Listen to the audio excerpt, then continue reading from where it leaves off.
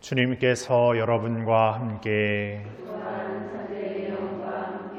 요한이 전한 거룩한 복음입니다.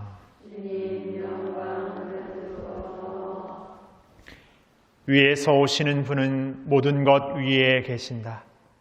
땅에서 난 사람은 땅에 속하고 땅에 속한 것을 말하는데 하늘에서 오시는 분은 모든 것 위에 계신다.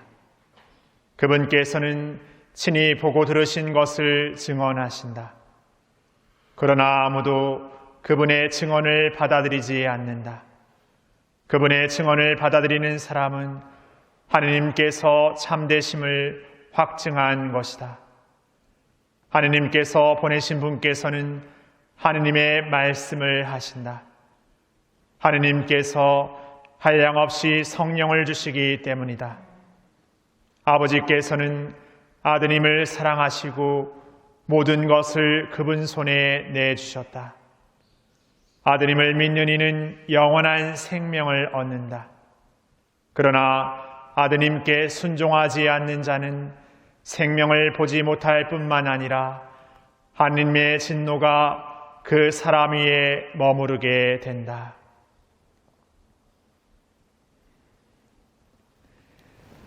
주님의 말씀입니다.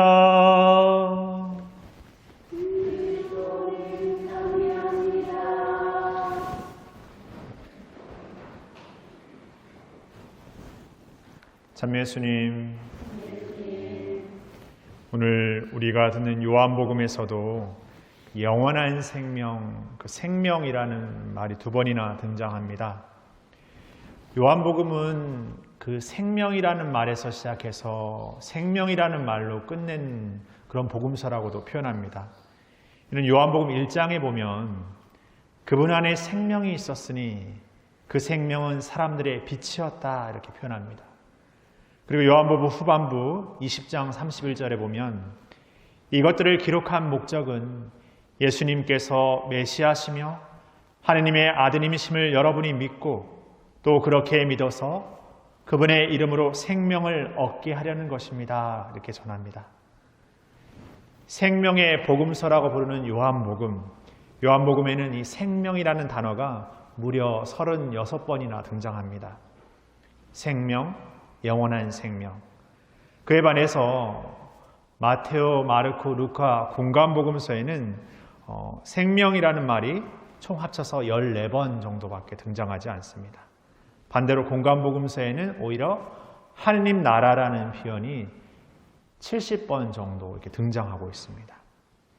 요한복음이 이 하느님 나라라는 표현보다 이 생명, 영원한 생명이라는 개념을 조금 더 선호한 이유에는 여러 가지가 있겠습니다만은 첫 번째로는 하느님 나라라는 의미는 뭔가 공간적으로 이렇게 지금 현재의 삶이 아니라 뭔가 우리 공간을 떠나서 어떤 외부의 삶, 이 생의 삶을 살아서 다음 생의 삶, 뭔가 지금의 삶과는 좀 무관된 언젠가 살아가게 될 어떤 그런 삶을 의미하지만 이 생명이라는 표현은 지금의 현재적인 삶, 지금의 어떤 내적인 삶을 사는 그런 의미를 더 강조한다라고 할 수 있을 것 같습니다.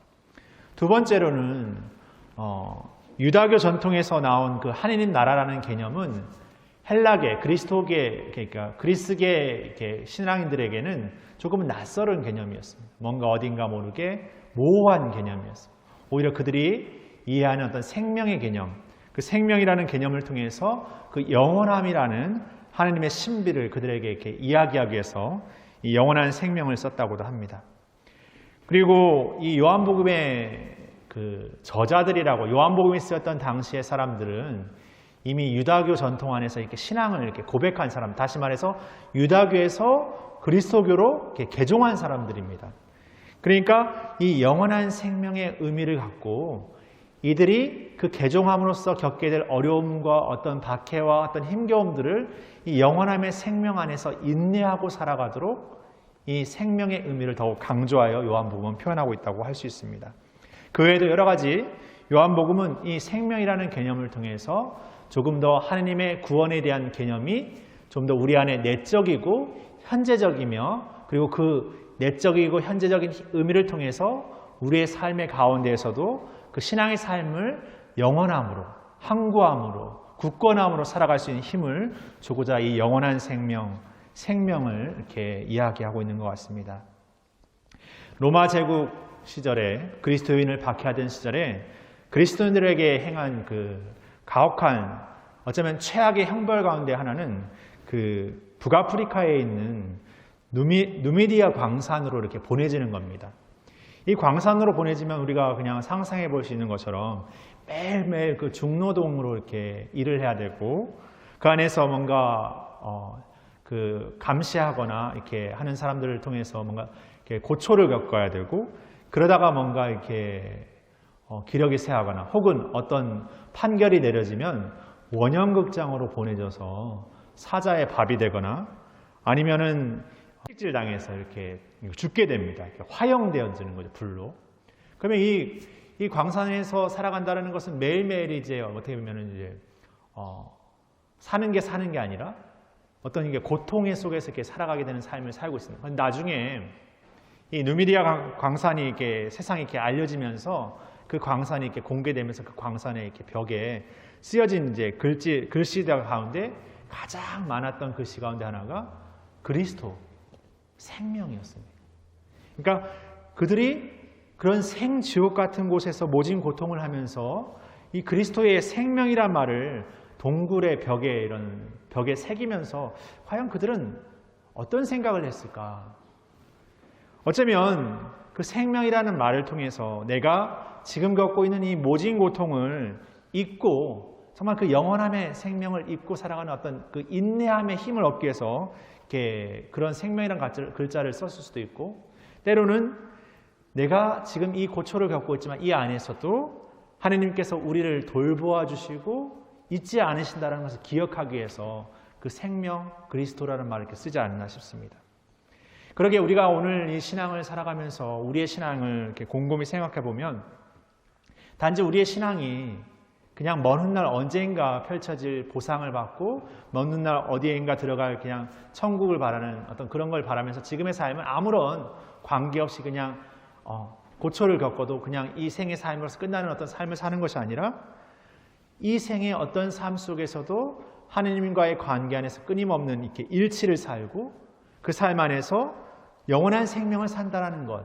그것은 어떤 먼 훗날 어떤 전개될 삶이 아니라 매일 현재의 삶 안에서 나의 삶을 통해서 어떤 어려움 속에서도 그분과 일치됨의 삶 그리고 그 삶의 구원이 내 삶의 매 순간 안에서 펼쳐지고 있다는 것을 이렇게 증거하는 삶이 아닌가 생각. 그것을 체험하는 삶이 아닌가. 그것을 깨닫는 삶이 아닌가 생각해 보게 됩니다.